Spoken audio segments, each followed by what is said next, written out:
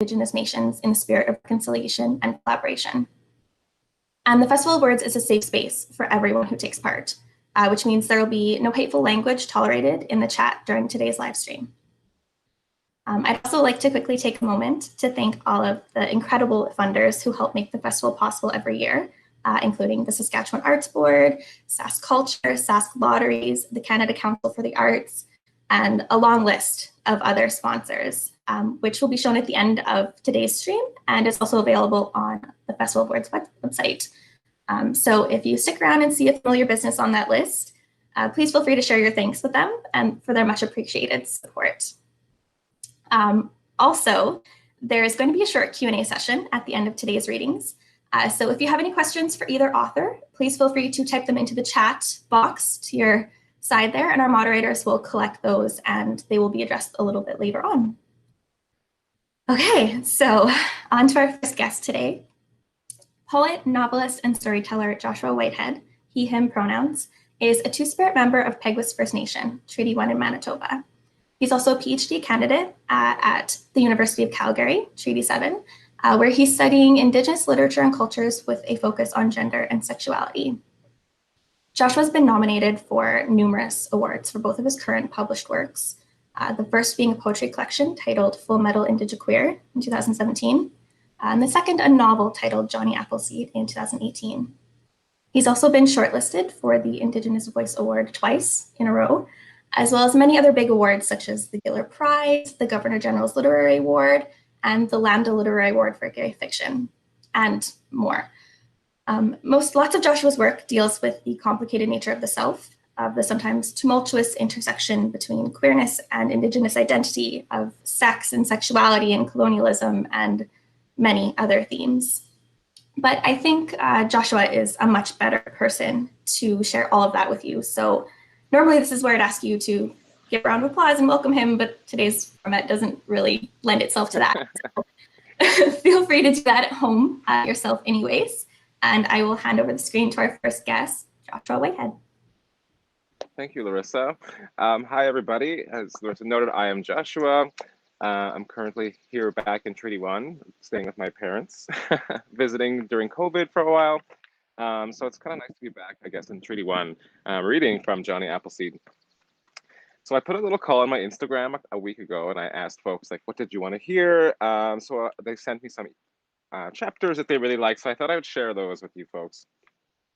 So I'll just jump in, and I'll speak a little bit about Johnny. I drew myself a bath. My tub the grungy yellow of cigarette-stained fingers, hairs clinging to the bath's sides and perimeter. As I sat down in it, I thought of the red river that gushed blood and guts and catfish just a few blocks away. I wondered how cold the rapids in Peguis were right now, those fat leeches waiting for a fish to suckle off. Here, my penis wriggling in the bath, I too am cheap tackle, those frothy waters full of lucky cans and severed hands and oak leaves that clogged our drain pipes. Water was a mentor to me, a playmate. Water was a feral child. I used to sit on the bank of the rapids, feet dangling in the stream. If I stayed still long enough, the crawfish would climb over them, inspect the grooves between my toes. What would life be like if I were a crawfish? A little pest that ages too fast, only 3 months, and then they're plunged into the cruel world of adulthood. To be a crawfish is to be in constant fear of your own self, to be ripped apart by kin who pierce your soft spots with teeth and claws that shred you from the inside out. To be a crawfish, I thought, is the best primer for survival. If you can make it as a crawfish, you can make it as anything. I plucked the crawfish from my toes, let the water have it, let it fumble, scramble, try to live. The rapids are an apocalyptic Mad Max landscape. I watched the crawfish catch its groove, then tumble into the ducts and disappear. Who knows where it would end up? I hoped it would continue living, even if only for one more day, but who really knows these things? The water is a furious road, and the only words we can say to one another are simple. Witness me. The water in Winnipeg was just as feral as the rapids in Peguis. The only difference was that this river ate children, not crawfish. My cookum told me that Manitoba was a name taken from the Cree, Manitowopow, which meant something like the Strait of the Spirit. She said it was the sound of the drum, of water beating the rocks in a constant thrum, noise like a round dance where the water would ask you to sing alongside it. The river is a space of convergence where streams and currents intersect briefly. The river is an orgy of kissing streams, a hub of sex and slapping fins. The water is the color of rust, the kind of rust that becomes a sequin when a raindrop hovers over it. When I look out over the red, I see the strait, but I wonder just what in the hell a spirit is doing out there. How many Manitou? Was mine there too? Why would the water want to straighten my spirit? Ain't that why I have two? The elders used to tell us to humble ourselves to the water. I heard them in the speeches of Immortan Joe. Do not become addicted to water. But water was always a shameful thing for me. To piss, sweat, to spit, to ejaculate, to bleed, to cry. How in the hell do we humble ourselves to water when we're so damn humiliated by it? Life ain't always as easy as an old story that never changes, you know. And we weren't always so embarrassed of ourselves as water. We were basins of thought too once. Bathing was a tumultuous experience when I was a kid. My mom would run me a bath, but the water would be the temperature of the lava in Dante's Peak. I would feel like Granny Ruth paddling through acidic volcanic liquid in my mother's bathwater, my legs turning pink and tingling, the heat stinging my nose, all the while my mother reassuring me, it's not even hot. Then she would climb in, her tummy and breasts falling loose in the water, her stretch marks like footprints on her belly and hips. She'd nestle me in between her legs and ease us both back into it, the hot water cradling us, covering my chest, opening up my lungs, my exhales a steady stream of dirt and mucus and phlegm that purged themselves from my body. And her long brown hair, snaked around the tub, wrapping itself around my arms, making me look like I too had the hair length of a horse's tail. My mother would wash us both with L'Oreal Kid shampoo, the watermelon kind, a green bottle with a pink lid and an eye peeking out at us from the label.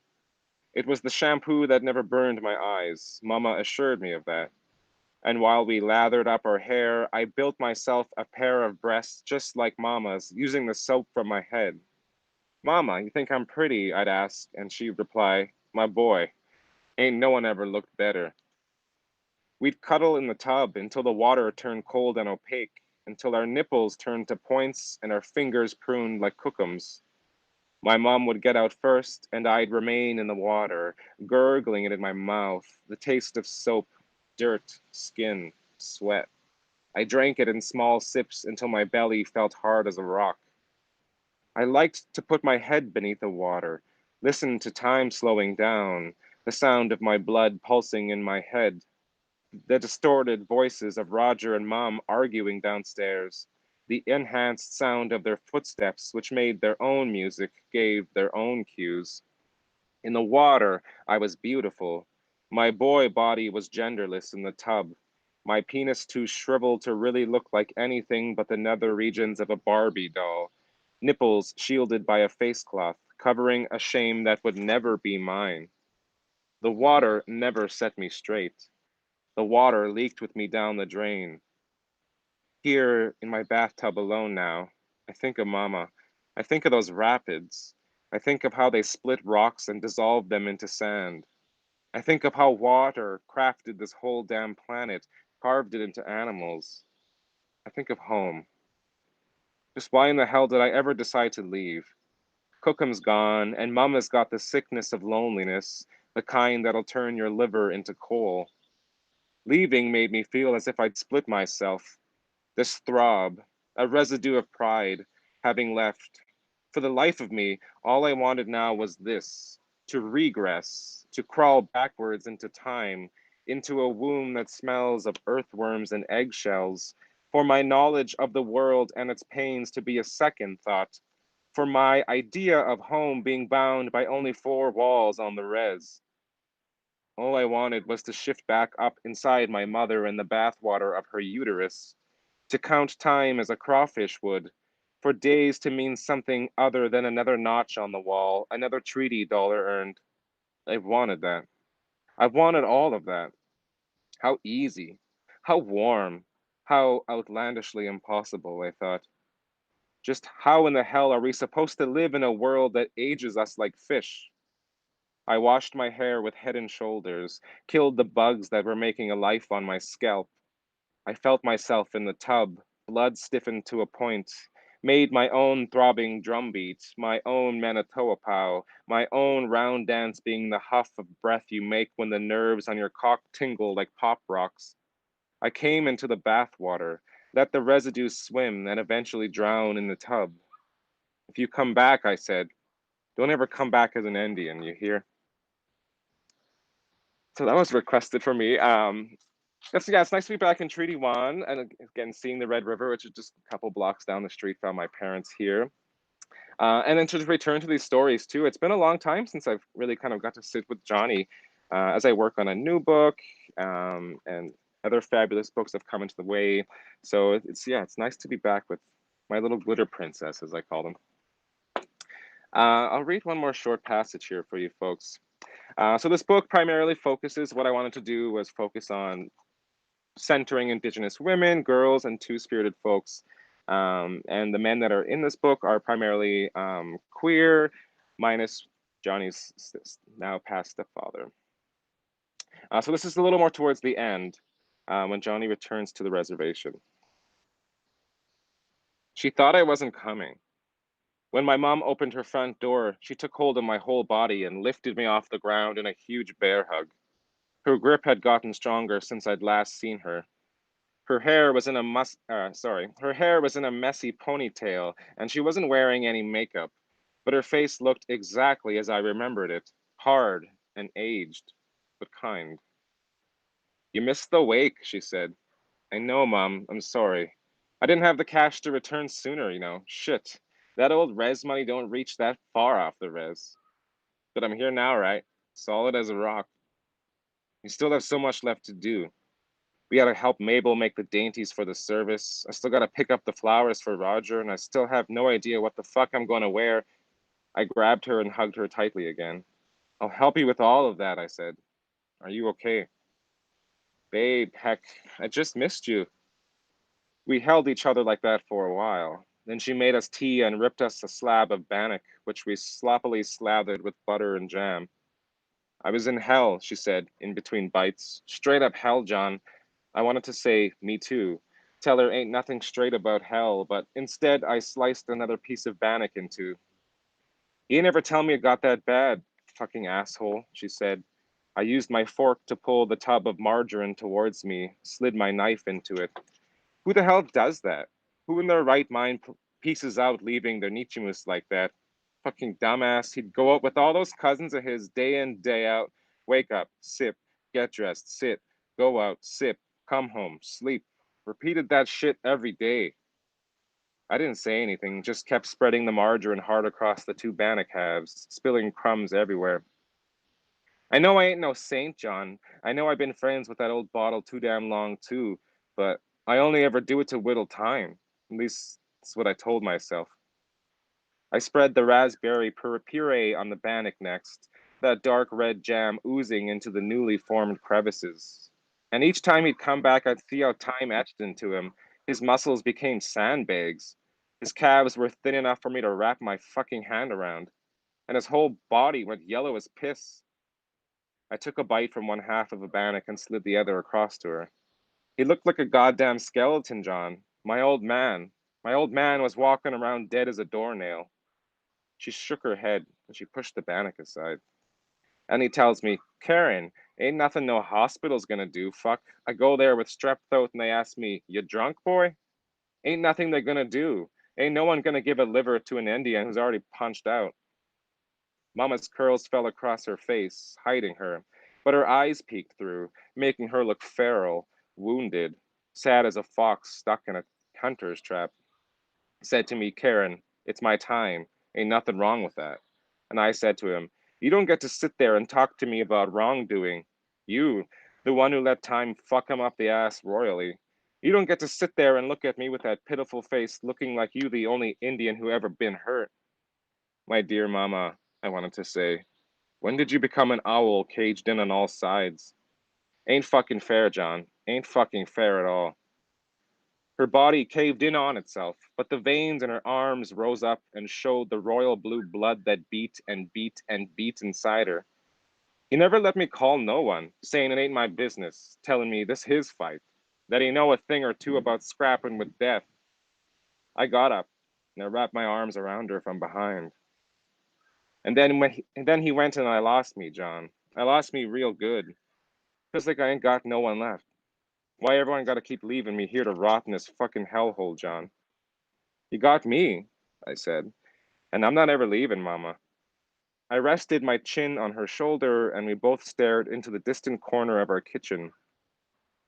Remember when you told me that neither of us weren't supposed to survive birth? I said. She nodded and grasped my arm.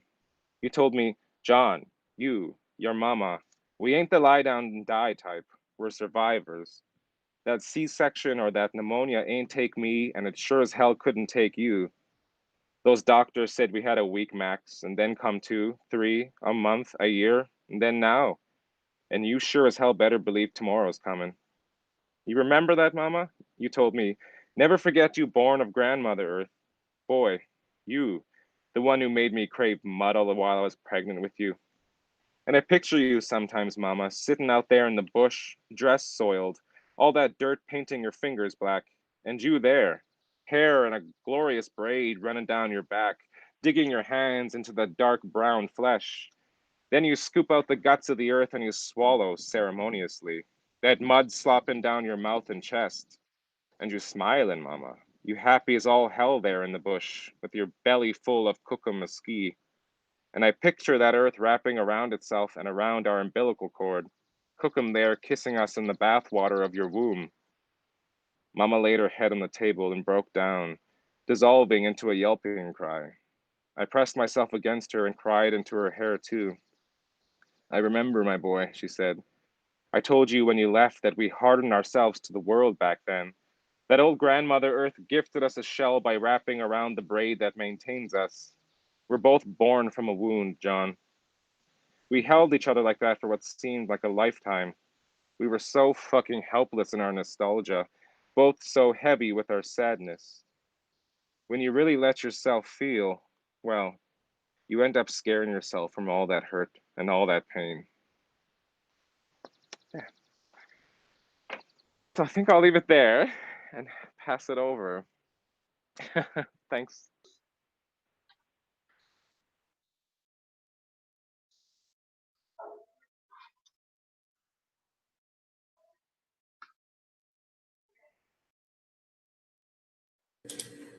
Thank you, Joshua. That was awesome. Thank you.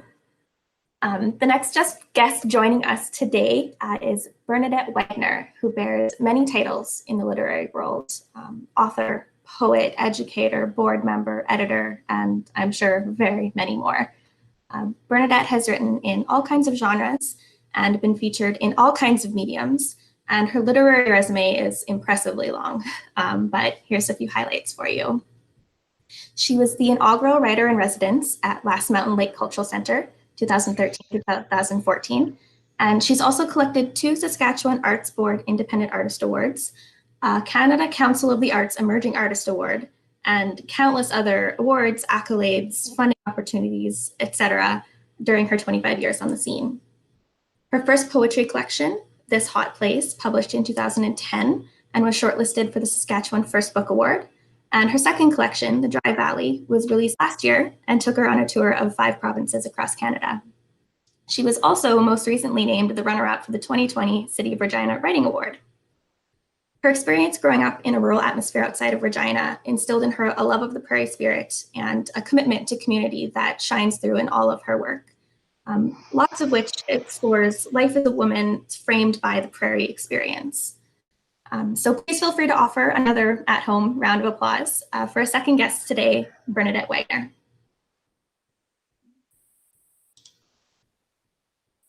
Thank you, Larissa. Thank you, Festival of Words, Sarah, Amanda, the rest of the staff and the volunteers. I'm all teary for making my dream of being a featured reader at this festival a reality. Woo! I've always lived on Treaty 4 land. I grew up on a farm just 45 minutes north of Regina, north of the Qu'Appelle Valley. It was traditional hunting and fishing territory for Indigenous peoples in the area.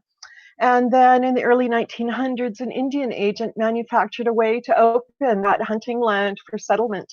He denied Indigenous hunters the passes they required to leave the reserve, and then reported to the government that it was not being used, and so that gave the government justification to open it up for settlement.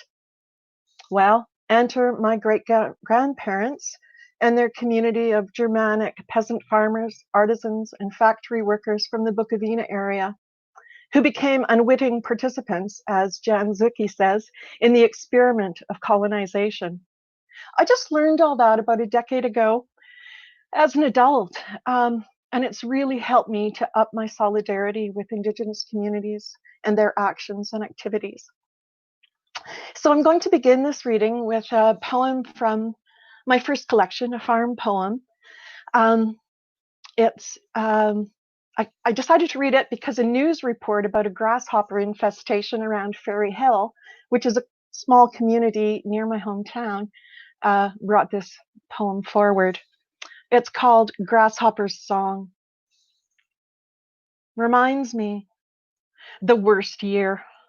Unplanned pregnancy, job layoff, hoppers so thick you'd sweep the door before opening. So thick, my cousin won't walk to the house for a visit. She can't even open the door of her little red Datsun, but leans on the horn, waves, shrugs, turns back to the city. So much has changed. The land is in someone else's name. Highway number 22, once paved, is now graveled. Our babies are now teens, gifts that arrived in times of doubt and drought. Our tears are the rains that rid us of hoppers, turn our parched lives into gardens blooming. Now I'll move to my new collection, The Dry Valley. With deep gratitude to Deborah and John at Radiant Press, to Kimmy Beach, my fantastic, fabulous editor, to the Saskatchewan Arts, who provided valuable funding support, and to the Last Mountain Lake Cultural Center for hiring me as writer in residence and gave me time to live and write in the Qu'Appelle Valley. This collection is divided into 3 sections by land. The mixed grassland I grew up on, which includes St. Peter's Abbey, where I attend retreats annually and have for more than 20 years. The second section is set in the city of Regina, and the third is set in the Qu'Appelle Valley. I'll read from each section with little explanation because I think the poetry should stand alone. So I shall begin on the mixed grassland. Seeking the poem. In bending brome grass near the first pine, east side of the orchard, a brown mouse scurries away from footsteps. Breathe. Wind rustles leaves and my nerves. Alert, I see comfort in the poetry of sky, its lines stretching end to end, north to south, east to west. Breathe. Flutter of swallow, cackle of crow, alarm of chickadees fill the air. Be with each sense. Breathe. Soft stepping, 2 white-tailed deer dance. One passes the last pine, then sashays left into bush. The second, raising its antlered head, prances, brushing branches of white raspberries, crabapple, and Nanking cherry trees, picks up speed, leaps the fence, and races into the fallow field. Breathe. Watch worries leave on the rustling breeze. Walk the path lightly, into silence at the sixth line. Breathe. Sitting beneath boughs, away from hot sun, bring gratitude for earth and honoring the hum of a common fly, let mind rest. Breathe. For those of you who know St. Peter's, you'll know that was set there. So is this one. After the communal meal, the chatter and walks, clatter slam of closing doors, stockinged feet on polished floors, kettles whistled tune, a teapot's clink and tinging lid of the cookie jar, scrape of weighted chair, coughs and sighs, blankish stares. After all this, all that matters is here and now. The body, that ache, this breath, my blue pen in hand, moving across the page, landing inside the scratch, spill, and stain of thought. I'm moving into the Regina section now. This one's set in my yard, I guess. Sort of. I mean, poets tell lies, right? To tell bigger truths. Wisdom. And this was written after reading cantilevered songs by John Lent. This old elm, having offered her leaves to earth in a frenzy, stands naked. Ancient ritual of letting go. Spruce never bare limbs unless dead or dying. New blue needles grace the tips of soft, sagging boughs. Each year's collection of cones falls into winter. Snowflakes pile high in the flower box. Spent blooms of seeds we planted stand atop strong stems, crystalline, nurtured in the soil we wheeled from the compost bin you built in the backyard for me. That was when our work filled the air and the blend of nicotinia and sweat eventually released passion in those short nights. Still flowering at summer's end, lobelia dropped down past purple pansies, trailing.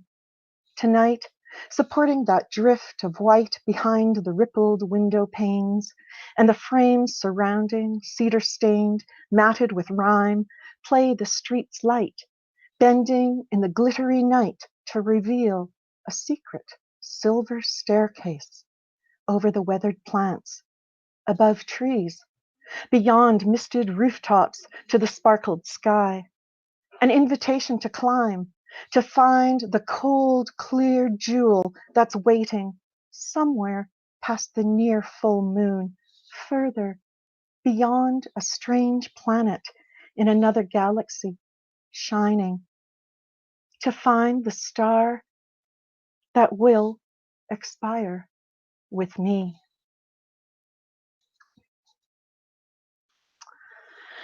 I included this next poem as a cultural statement on my thoughts about the Stephen Harper regime. It's called Rant, in memory of the Stephen Harper regime. I wanted to stop the bus, get off and walk wherever she's walking, talk whatever she's talking, because I was so hot damn interested in what she'd said about the possibility of us making a difference in this world on a planet where the largest enterprise in our history as a species spills and kills trees and fish and people. Births two-headed moose calves, toxicifies birds and communities and families left to swim in the aftermath of the path plowed by the drill baby drill creed called progress.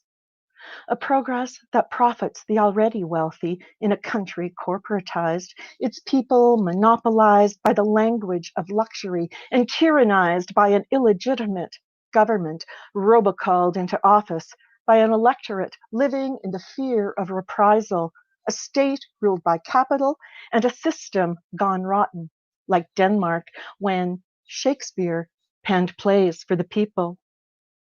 I worried this melancholic nation would never collect midnight weeds from the field and invoke Hecate's storm. I always like reading that one. I'm moving now to the Coppell Valley section. Morning on the lake.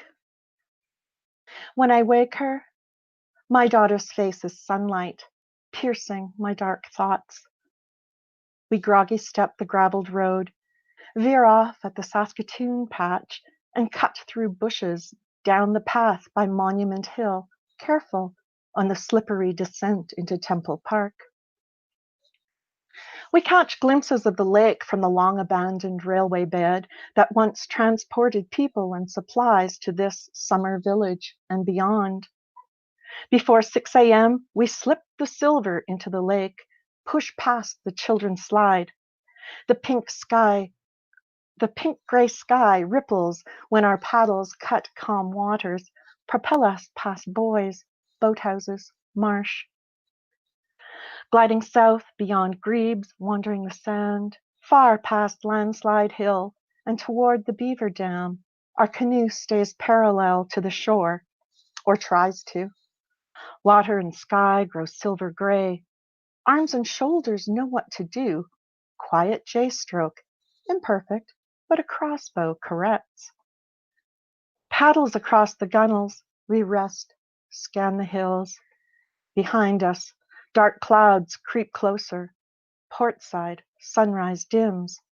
My daughter points to the yellow-brown ridge on the right, where the dip and rise of a three-pointed stag silhouettes blue-gray.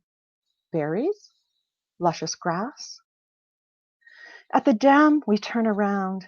Waves slap the nose of our craft. Wind wields her ponytail like a whip. An ache fingers my back. Our wake is S's connected as we counter the current that pulls us south, away from the blue slide near the distant shore. The stitch in my shoulder screams, turns screech as we round an orange buoy.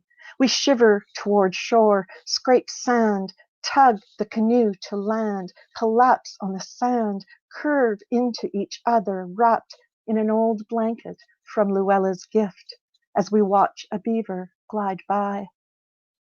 Above, the sky is smoke gray. Does my body remember? Oh, yes. I started this next poem when I was at the Sage Hill writing experience and served as the wombat. So I don't remember which year that was, but I was working at the book table, and Robert Croach, who was leading a different session than I was in, stopped by for a chat. He asked me what I was working on. I said, well, actually, Robert, I'm working on my first long poem ever. He said, oh, you want me to read it? I was like, yes, of course, here you go. He came back a few minutes later and we had a wonderful conversation. I got an education about the long poem. I don't know if this is a very good long poem, but it made the cut for the book and people seem to like it. So there you go. Field notes from the Coppell in memory of Robert Croach. Morning bursts apricot and yellow on the lake. Gray driftwood floats on sky. White sails, a blue breeze. Water gurgles, chugs, beeps announce coffee. This place allows for human and more than human contact and connection. Wings, skin, bark, fur coexist. Just around the bend, maybe 3 miles north, somewhere between the hills hanging in a mist that curves around land and heart, insistent wind holds hawk high. She swoops, drops, then climbs, feast tightly taloned, soars over trees, birds, insect, over chattering squirrels, water, blood. Number 11 highway, 2 blades slicing skin. How progress scalped this valley. Two turkey vultures spiral high, closer, closer to the hillside abattoir. Orange-breasted robin pecks apart huge moth.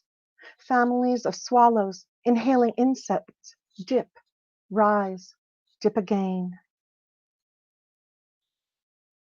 Qu'Appelle Valley green is silver sage, a treetop's lime, riverbank hay, market garden crops, stands of spruce stretching, short commercial lawn, see a forest holding a hill, a yellow clover stalk.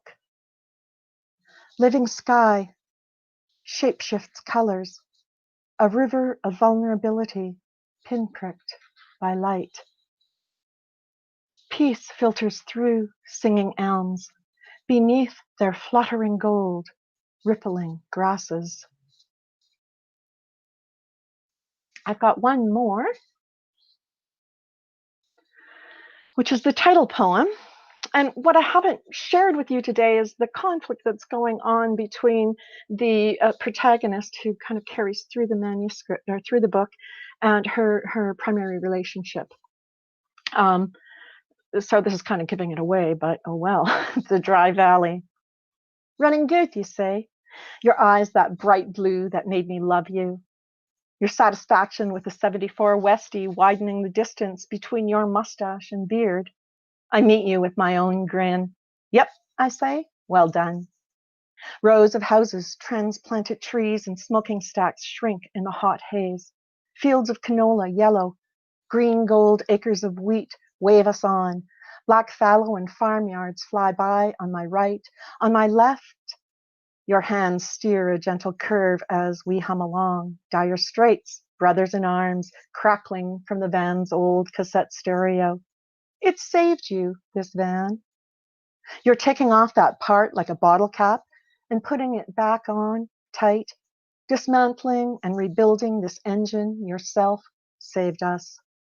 That day I sank into the wingback chair, deciding, the kids finally asleep in their beds, you passed out and snoring on our old wine couch, the dishwasher rumbling its discontent from the kitchen, the fan's oscillation blowing repeated whiffs of stale beer from the half-full bottle I'd rescued from your hand, and the empties scattered on our second-hand coffee table.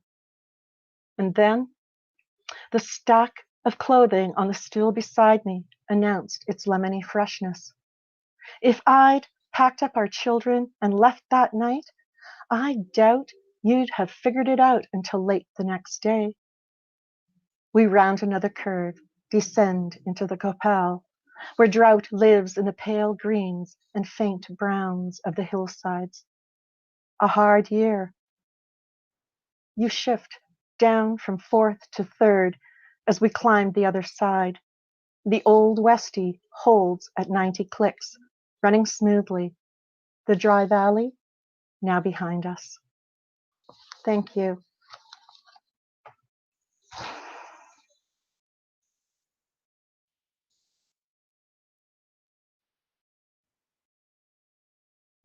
Yeah, the poet intended it. So we still have some time left here for the promised Q&A session. But I'd just like to add quickly that if you're interested in getting a hold of any of the works that Joshua and Bernadette shared from today, there's a few ways to do that. If you're here in Moose Jaw, the festival is partnered with our local bookstore, Post Horizon Booksellers, who I'm sure would be very happy to order you any of the works featured by any of the authors at this year's festival. And if you're out of town, you can also order those from McNally Robinson through their website. Just make sure to indicate you're a Festival of Words patron because a portion of your purchase will be given back to the festival to help support next year's events. So we've got a couple of questions here. The first one is for Joshua. The question is, I would love to know what Joshua is working on now, if he's willing to give us a sneak peek. Totally. So I'm currently working on my third book, solely written by me. I just put out an anthology called Love After the End, which is out with Arsenal Pulp. That'll be coming out in the fall. which is a collection of writing by Two-Spirit and queer Indigenous folks, trans Indigenous folks, about utopic speculative fiction. So stay tuned for that. Most of the writers are emerging or just newly kind of coming onto the scene. It's very exciting work.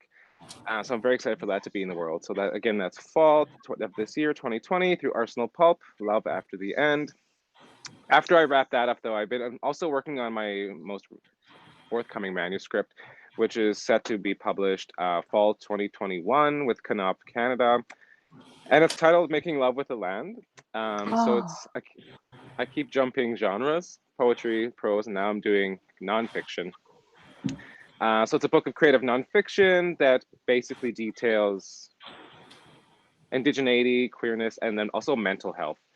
And I kind of call my stories like sibling stories, I guess I would say. So Full Metal led me to Johnny. I kind of feel like Johnny is like the human counterpart to like the cyborg that is Zoa in Full Metal. And then there's a line in Johnny where I think Johnny's Cookham is teaching him, basically says that a humility is just a humiliation you loved so much it transformed. So the book is basically, that's what led to the third book, Making Love with the Land. And it's basically detailing about our relationships to our bodies, but then also our relationship to the word body. Like, for example, Johnny's like ruminating about water, which is also a body of as well. The earth is a body. So it's like thinking about relationships in conjunction, I would say, with these vessels we call bodies. So stay tuned for that. Very excited for it to be coming out. Again, switching genres. And it's really timely and important for me, I think. Having worked with a lot of Indigenous youth when I worked for the Friendship Centers here in Manitoba, just kind of the lack of access a lot of Indigenous youth have, I think, or to mental health, and discussions about things such as anxiety and depression and suicidal inclinations. So my book is my attempt to kind of, hopefully open up that topic by demonstrating and displaying my own vulnerability in those arenas, I would say. For sure. So lots to look forward to. Stay tuned. For sure. So the next question, viewer writes, I am struck by the phrase melancholic nation. Is this where we are now too? I'm assuming that's directed at me because I used the phrase in the Hecate poem, in the rant. And I think we've moved beyond melancholic. I think in the days of Harper, we were wondering what to do. We were feeling horrible. Now, I think we're feeling more angry than melancholic. I think people are more motivated to act. I think we're seeing amazing solidarity, or at least I am in my communities, the coming together of so many different communities to really challenge what's been going on. And the support for the Black Lives Matters, Indigenous lives, it's all been really motivating for me anyway to step up my activism. Absolutely. Wonderful. So the next question is for Joshua. I think you maybe talked a little bit about bodies in your last answer, but the question is, I would like to know what Joshua wanted to communicate about the meaning of feeling at home in a place and at home in your body in Johnny Appleseed. Yeah, I would say they're both, for me, very similar experiences. When I do writing workshops, I tell most of the folks that I work with, like when you write a book, I think primarily as like BIPOC or Black Indigenous people of color or queer folk or disabled folk or women writers or trans writers. There's a different type of optic, I would say, than there is for perhaps someone who is like a white cis man. If only because when we wrote this, we had to like clearly denote a novel with Arsenal Pulp, and so many people read it as like nonfiction or as confession. Whereas like Johnny is not Joshua; those are two different people. So I always say like we're tied to our stories almost as if it's through like an umbilical cord as like BIPOC writers. And I think that's very much similar to me. Like the same type of relationship I would say I have with the places I call home, like Manitoba and Alberta now too, where you're very much imbricated, I would say, in a consistent reciprocal relationship with that space. So I think of myself as Joshua having those relationships with those spaces as well, as much as I do with my own characters. And I try to demonstrate that in the works that I write, of how, yeah, storytelling and I guess the act of living, or what we say in Cree Primatisuin, would be very much the same thing. It's always about accountability and reciprocity, I would say. So it's all kind of very similar relationships, fictional and kind of embodied land too. Okay, hopefully that answers the person's question. The next question is for Bernadette. Bernadette, where is your favorite place to write? I don't have a favorite place. I have many favorite places. I like writing at my dining room table. I like writing on my couch. I like sitting at my cottage, either at a table in the bedroom or on the deck or at the dining room table, and I'm writing there. I don't really need a favorite place. I just need the time and the space, which is kind of hard to come by sometimes. Fair enough. The next question is actually also for Bernadette. I'm interested to ask Bernadette if there has been a recent piece that she has written, fiction or nonfiction or poetry, that she has felt passionate about. Oh, well, I'm currently working on a manuscript about uranium and its impact on 5 locations on the globe. And to say I'm passionate about it is perhaps an understatement. Sure. So yeah, a lot of my writing is imbued with passion, and I've had to learn to kind of temper my politics a bit.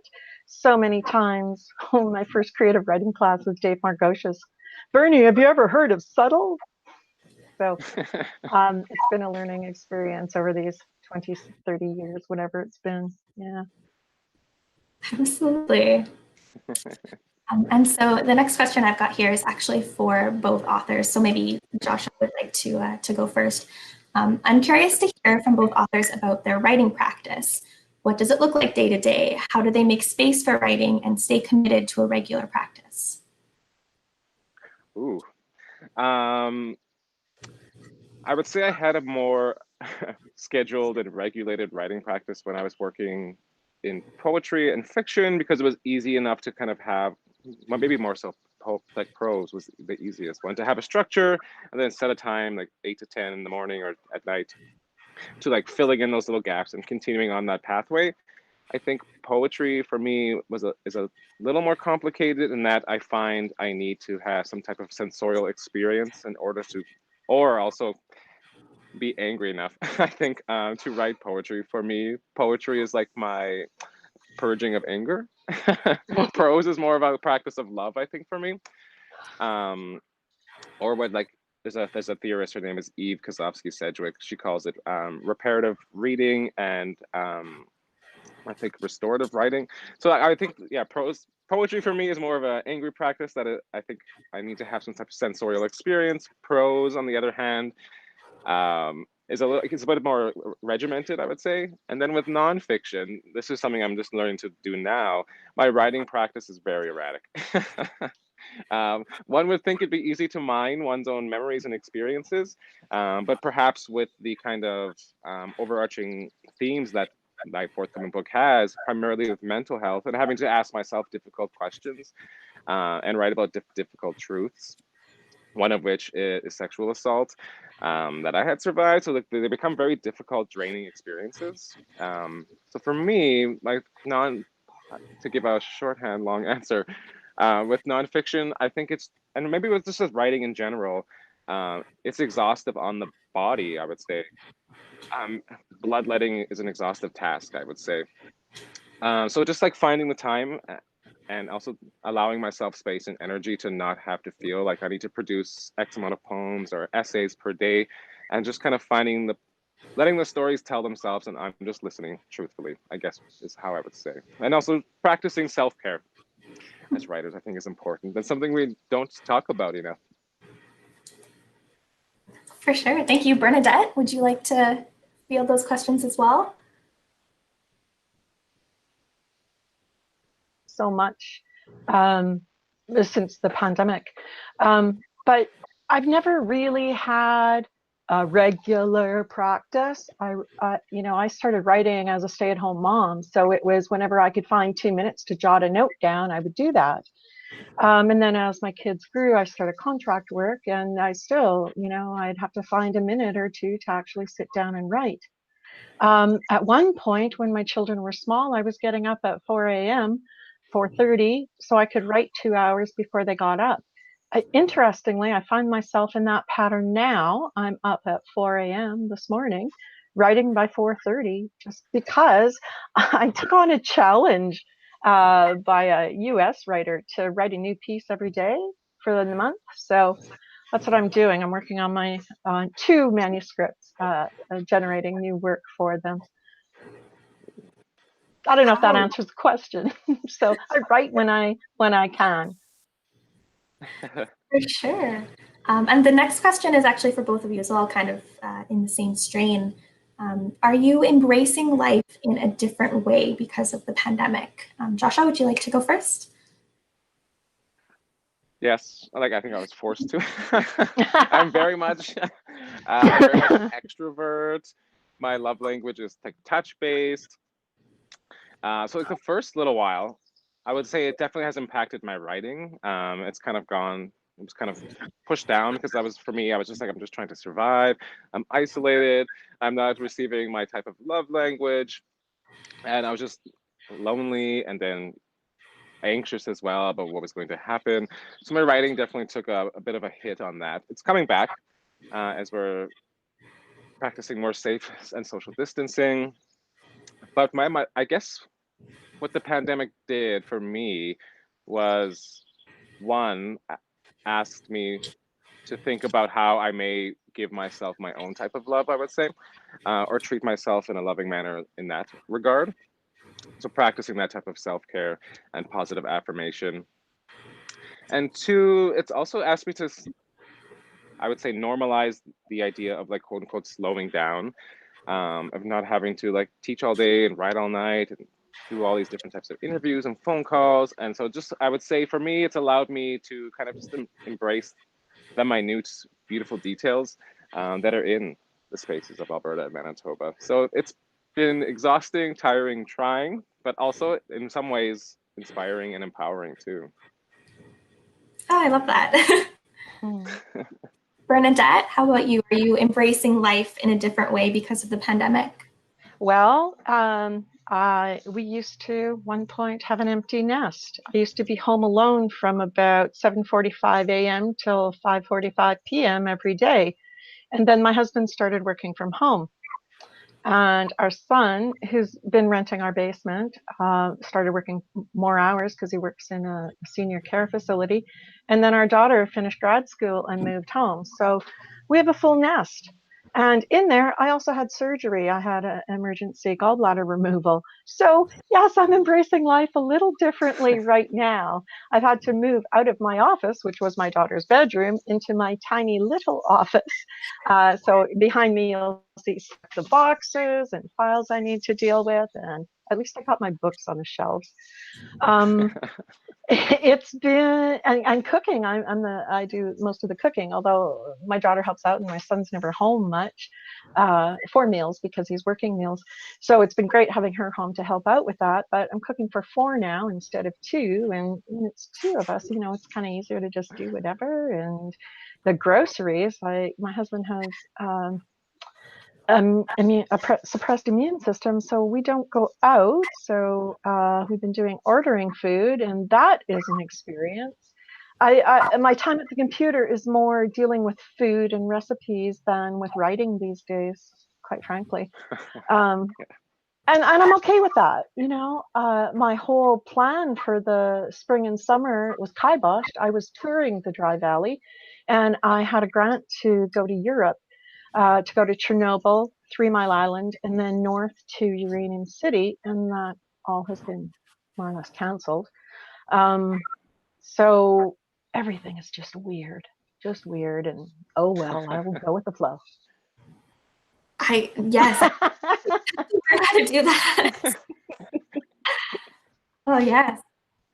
Yeah, well, I think that that's the end of our questions and just about the end of our time. So thank you so much to both of you, Joshua and Bernadette, for joining us today. And thank you to everyone else on the other side of the screen also joining us. And make sure you check out the rest of the festival's events. There's tons of great things going on. And maybe you'll see Joshua and Bernadette again. Thank you, Larissa. Nice to meet you, Joshua. Thank you. Likewise.